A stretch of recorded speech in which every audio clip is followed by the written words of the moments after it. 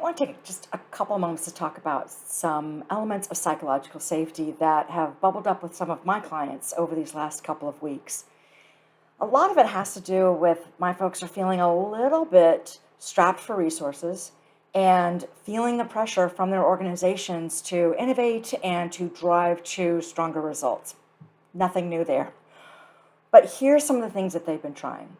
And the first one is really doubling down on being curious. With so much going on and with so few resources, even human resources to access, it's really making sure we're having the right kinds of conversations with our teams. So they're tapping into curiosity. They're asking a lot of open-ended questions. They're taking the time to really listen to what these people are sharing.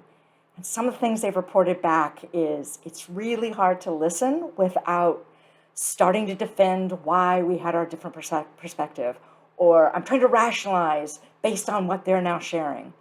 So really silencing that internal editor so that they can truly hear the different perspectives and the different ideas. And the interesting thing is that starting to role model for their teams that it's great to share these ideas. Our ideas sometimes aren't the ones that actually going to move forward, but being heard has this incredible value for feeling engaged as a team member. The second thing was, surprisingly for them, the need to show a bit of vulnerability. And I think this is something that as we grow our careers, or maybe some of the scar tissue we have from the jobs that we've had, it feels unsafe to let people know that we're feeling vulnerable. It feels unsafe to share our mistakes, share our journey.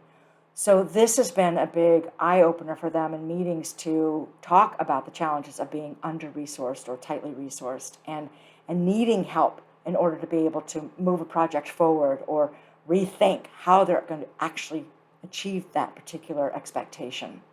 And this has been really tough for folks. A lot of my clients, they were the A student and they set very high expectations for themselves.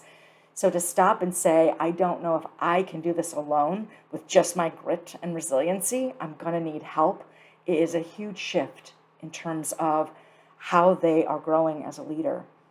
And the very last thing is part of that, actually, as they open up themselves to their team members and ask for help, there is a need to be open to the exploration of, is there a new process? Is there a new way of doing the work? And we can get locked into, this is how we've always done it. So this openness to explore and not feel judged when somebody says the process isn't really working the way it used to, but to say, what can we learn from this? And what else? And what if? Is really sparking innovation for them and their teams. So I wish you the best in creating that kind of psychological safety with your own teams.